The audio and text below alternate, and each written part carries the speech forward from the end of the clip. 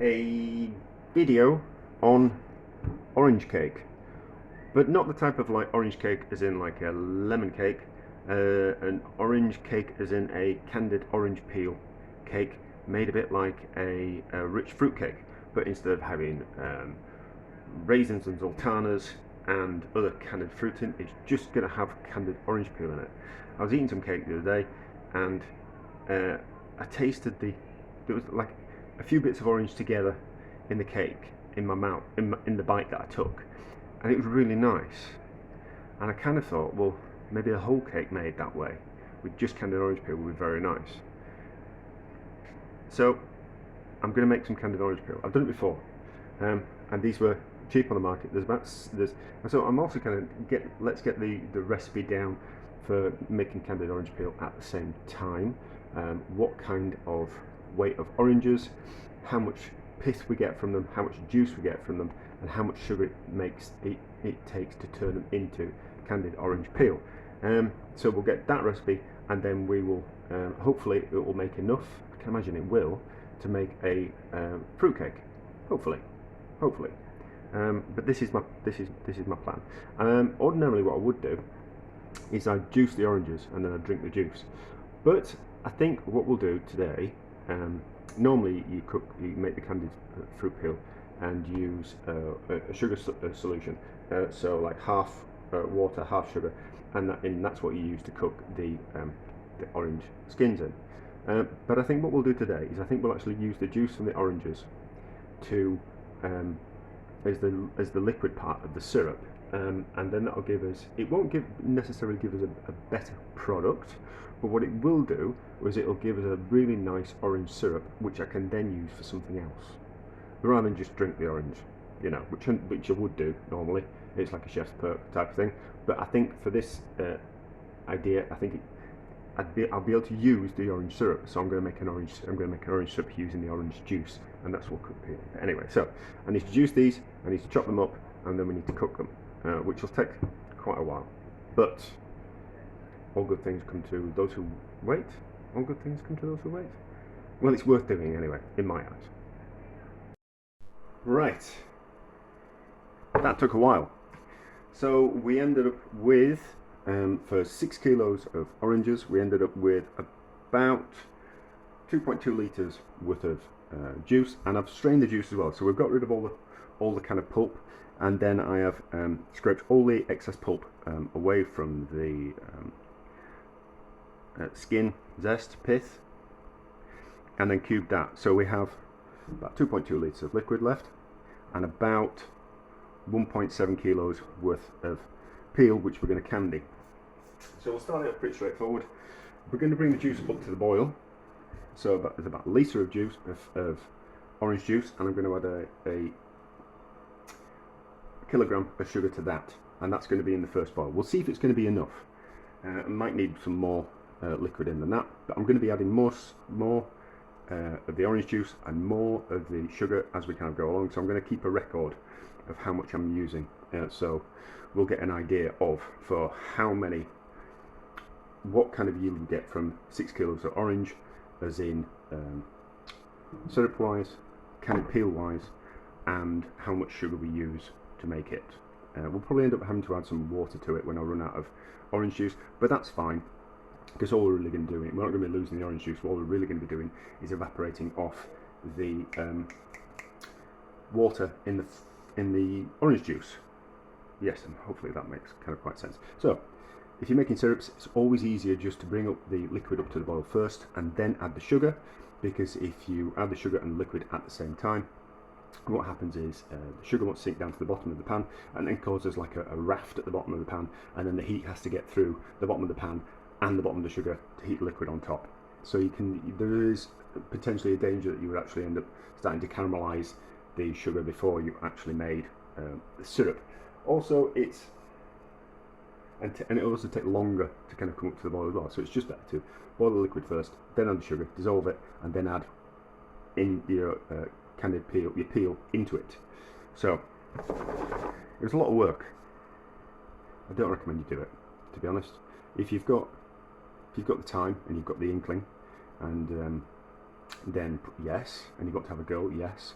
But otherwise, just buy it, in my opinion, because most people won't be bothered to actually make it. So I'll keep a record of how much we're kind of doing, and then we'll be back when it's actually done. So it's going to take about 5 or 6, maybe 6 or 7 reboils of this, which will happen over the next few days, but you don't need to see that. So fruit juice has come up to the boil. Don't have to use fruit juice, you can use water if you want. Come up to the boil, I've added the sugar. Now time to add the zest. See if there's going to be enough. Bring it all up to the boil and then simmer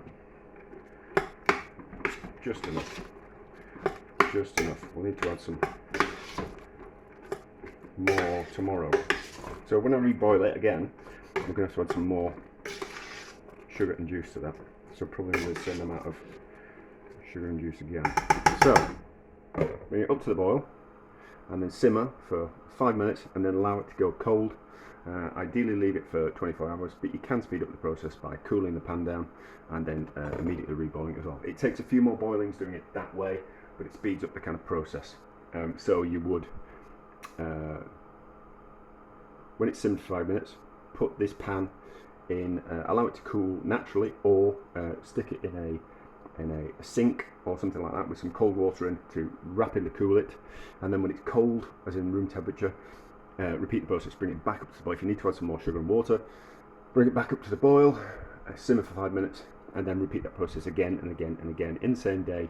It normally takes about 12 hours within a day.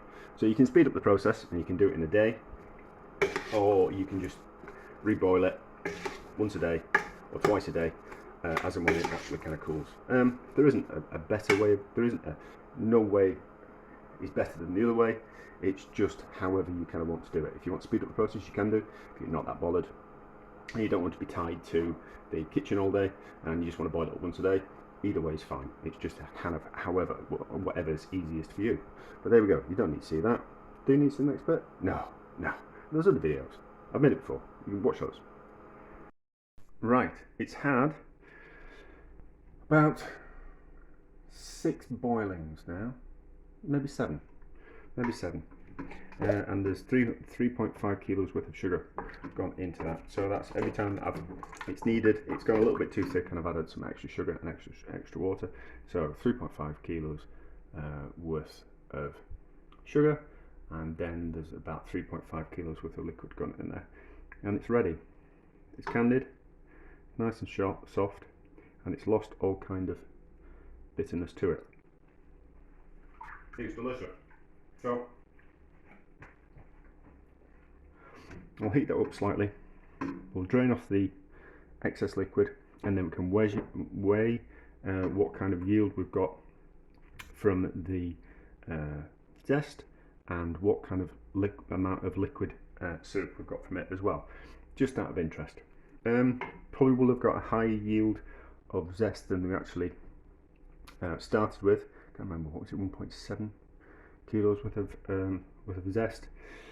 That will have gone up because the zest will have, even though it will have lost liquid from it, it will have gained sugar. So it should weigh more, and it's looking a lot plump as well. So it looks like there's actually more in there. So yeah, and then I was looking at the price of candied fruit and candied orange zest. We're looking at about £6, £6 for 500 grams. So we certainly made a lot more than 500 grams. There's work involved, but the oranges cost me £5, so there's certainly going to be a lot more than 500 grams worth of candied fruit in there. So from that point of view, worth doing. But obviously you've got the sugar to add in, so 3.5 kilos. It's about 60p about 60p a kilo. So whatever that is, £1.80, £2 £10p worth of sugar, something like that. So certainly a lot cheaper to make your own, but labour intensive. Oh, and also if you don't put the orange juice in there, you also get the orange juice as well. So you kind of got to deduct that if you're going to drink the orange juice, you've got like 2 litres worth of orange juice, and pure orange juice as well, not that stuff that you buy from the supermarkets. But anyway, heat it up slightly, we'll drain it off, we'll see what yield we'll get. Right. let's see about doing this without causing the least amount of mess that I can. I'm going to just try and pour into there.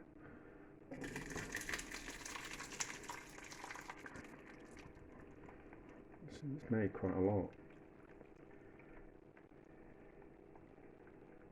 I'm trying to not create a huge amount of washing up. You can't really see what I'm doing. I'll just pour that through the strainer, and then all the syrup will hopefully just run off it. So it's warm, it's tasty, and I've got two nice big proper culinary jars. Well, not proper culinary jars. There's proper misconception that a certain type of jar is called a culinary jar. Everybody wants to call them culinary jars. They're not the original culinary jars. But anyway, so that's what I'm going to store it in. Oh, there's still plenty coming out. Let's just let it drain for a bit. There's no point washing that up. I might actually need it. So, how long is it going to drain for? I know the jars are about 2 litres. So,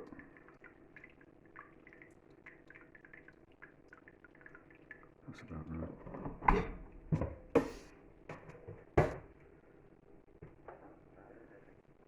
I think it was too heavy. Right, how are we going to do this? End up covering it in lots of sticky. So I can't remember, was it 1.7 kilos worth of zest that we had? Which will translate to, put it in the container and I'll be able to weigh it. That translates to 3.6 kilos. So it's absorbed sugar, and that's why it's now heavier. So that's it. That's quite a lot, isn't it? And then how much syrup have we got? So syrup wise, these are about 2 litres. So I think I'll have about 2 litres worth of syrup.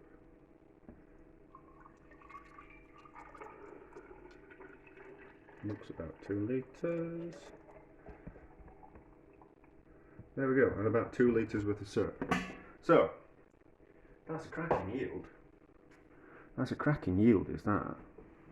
I mean, it's so if 500 grams was £6, so 6 times by 7, 42. To buy that amount, you're looking at like £42. So yeah, that's kind of worth it, isn't it? It taken time, but as always, do you know, I always kind of think, do you know, if I'm sat listening to a podcast, or I'm watching a documentary, or I'm watching a film, and I can be doing something else at the same time, like doing some Candied Orange, you kind of think it's worth it, yeah. So to buy that equivalently, you're looking at, that's ridiculous. Is that right? Times by 7, yeah, like yeah, 6, 7, £42. Yeah, so like £42 worth of candied fruit. So I know that I'd be able to find it cheaper, but that's in my eyes, that's worth doing. But anyway, so I've got another jar. I'm going to transfer it into those, and then at a later date I will make a cake, and I'll do a proper calculation of how much I've made and how much it's cost, and then you can, no one watches my videos, at some stage in the future, if someone's watching this, you can work out if it's worth doing by yourself. But I'm going to turn this into a rich fruit cake, but without the dried raisins and sultanas type thing. I'm just going to use the orange in it. I think it'd be really nice, but we'll see how that turns out in another video.